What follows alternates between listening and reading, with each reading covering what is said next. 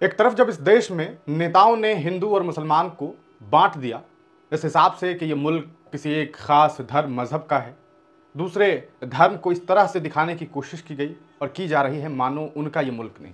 हालांकि इस देश की आज़ादी के किस्से, इस देश की आज़ादी के इतिहास को जब आप पढ़ेंगे तो आपको पता चलेगा कि इस मुल्क की आज़ादी में जितना बहुसंख्यकों ने अपना योगदान दिया, उससे और भी ज़्यादा योगदान इस मुल्क के अल्पसंख्यकों ने दिया।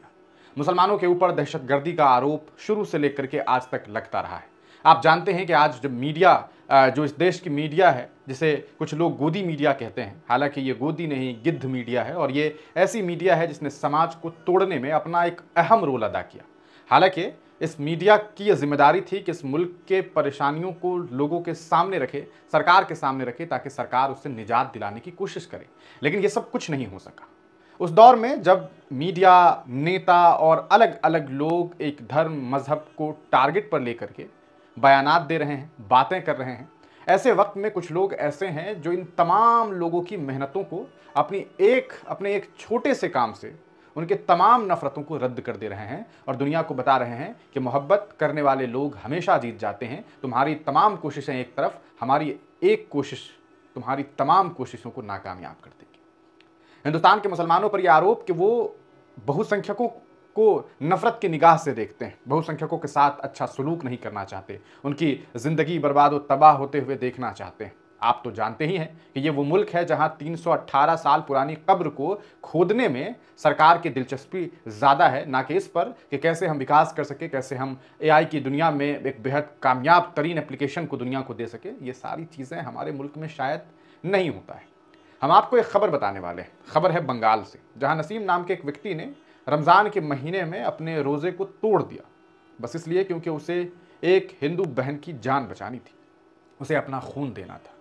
सोचिए, जब हिंदुस्तान में हिंदू मुसलमान एक दूसरे को खून का प्यासा बनाने की कोशिश की जा रही है, लोगों को धर्म के नाम पर मारा जा रहा है, धार्मिक नारे लगा करके जो है लोगों की हत्याएं की जा रही है, लिंचिंग की जा रही है, ऐसे दौर में कुछ लोग हैं जो कह रहे हैं कि तुम हमारी खून लो, हम तुम्हें खून देंगे।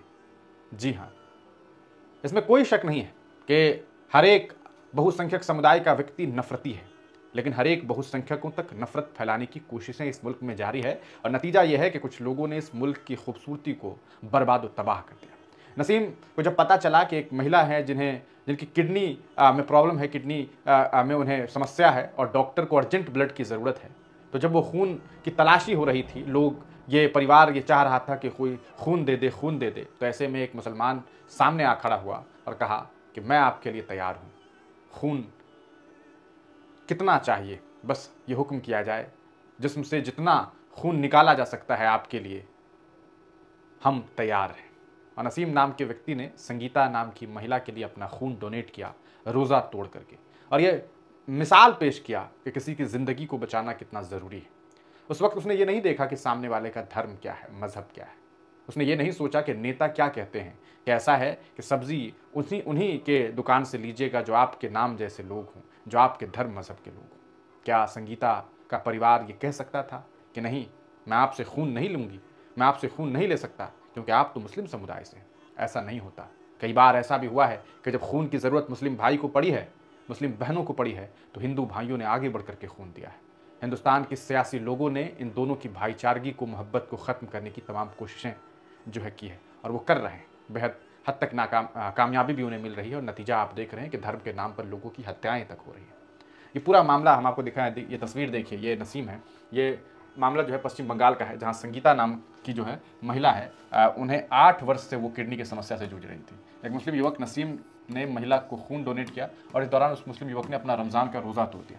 इससे बड़ी भाईचारगी की मिसाल क्या होगी? इन्हें ज़्यादा से ज़्यादा शेयर करिए। नफ़रत की बड़ी दुनिया में ये मोहब्बत का पैगाम है। कोई कितनी भी लड़ाई, कितनी भी लड़ाई, लेकिन जिंदा दिल लोगों में जिंदा दिली अभी भी जिंदा है, और इन जिंदा दिल लोगों ने ही इस दुनिया को ये बताया है कि हम अभी भी इसलिए मौजूद हैं कि इस मुल्क में जब भी ज़रूरत पड़ेगी अमन व अमान की, किसी को ज़रूरत पड़ेगी हमारी खून की, तो हम तैयार होंगे। अपनी राय कमेंट सेक्शन में ज़रूर दीजिएगा।